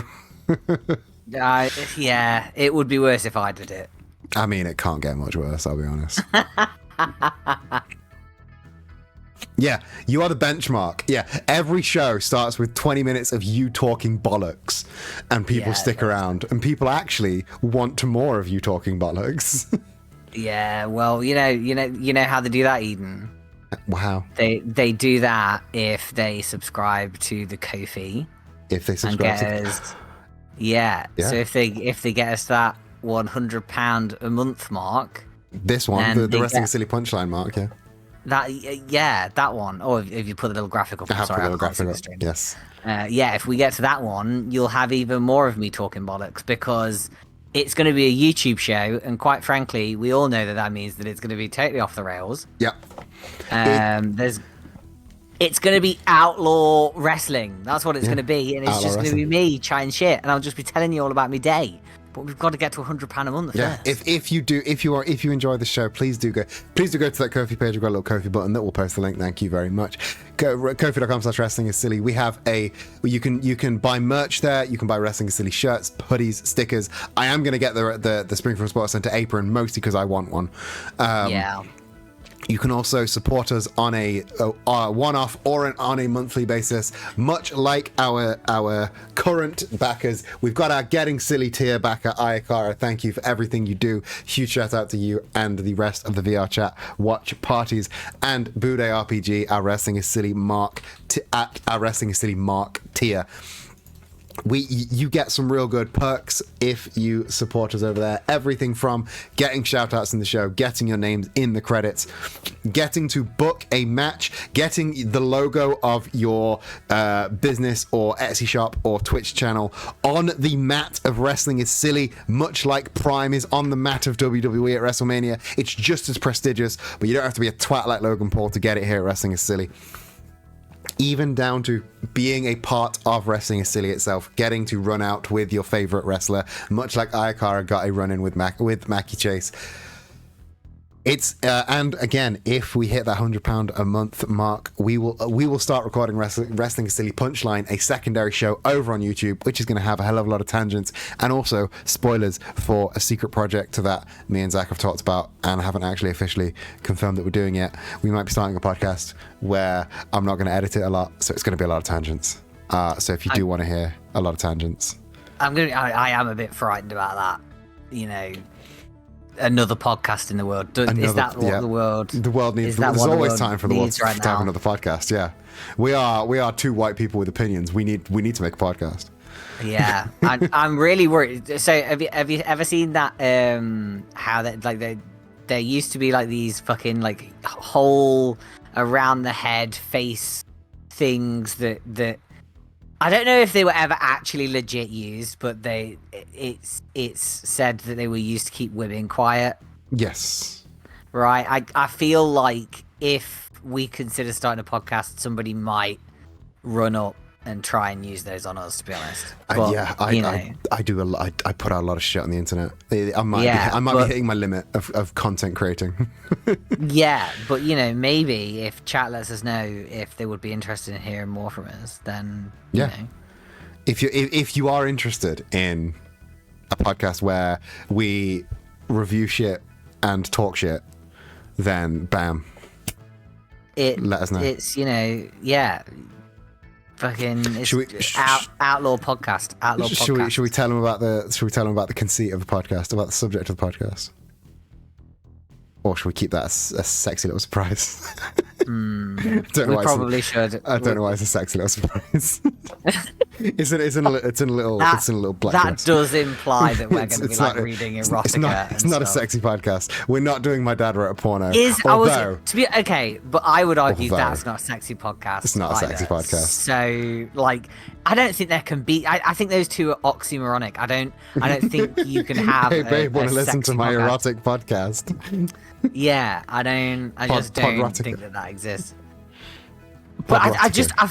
I feel like if it's somebody reading erotica, that's just a fucking audiobook. That is just an audiobook. So you still can't have a sexy podcast because a sexy podcast is just an audiobook, which That is is something true. different. That is Like true. a podcast inherently implies some kind of I don't even know. Like, what is the difference between an audiobook and a podcast, really? To me, because audio dramas count as podcasts, right? Audio dramas are a separate thing. Podcasts to me are inherently conversational. And there are podcasts about sex. Like there's a podcast called The Dildorks that is a sex toy review show, but that's not a sexy show. It's a show about sexy stuff. Is the key difference. I feel like the kind of live porn, jazz sax in the background. That is how you make a sex podcast. Neil with the bangers. I think there's just something Okay, maybe this is just going to reveal something about myself rather than necessarily the world at large, because I suppose there are like voyeurs and exhibitionists and shit, but I don't know, listening to somebody else have a sexy conversation is not sexy. There's nothing inherently sexy about podcasting, and there never will be. Yeah, so I don't know, like I just feel like the conversational part of the podcasty bit would just, I don't know, I think it would just inherently remove all sexiness, even if I would just turn it off. If I was listening to a podcast, if I was listening to Chilluminati, Yep. and Alex Fasciani and Jesse Cox suddenly started, like, you know, licking each other's ear holes and shit, I'd be like, this episode isn't for me. I think I'll wait for the next one. Yeah, it's too rich for my blood. I'll wait until I'll tune in for the Skinwalker Ranch Part 4. Yeah, you know, good for them. Good for them. Yeah, okay, but the audio porn is they're not having a conversation. Yeah, it's not a podcast. It's not a podcast. Yeah, You can't subscribe to it on Spotify. It doesn't come with an RSS feed. Yes.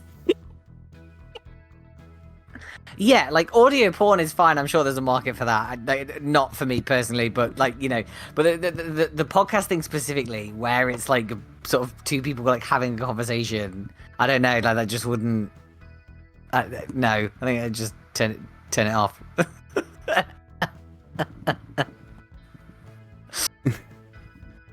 This end of Show Tangent is our new edition of the show. I feel about here. Welcome to Wrestling Silly After Dark. It's post Watershed. We can tangent about whatever we want. We were going to tell you about the topic of the podcast that we're thinking about doing, but then we got onto sexy podcasts. Yeah. Shall we tell them, or shall we keep that as a sexy surprise? We're gonna need to tell them, otherwise they're gonna think that we're gonna be doing a sexy podcast, and this is all some kind of. We're not doing this. Yeah, this is a all backdoor pilot for a sexy podcast. Yeah.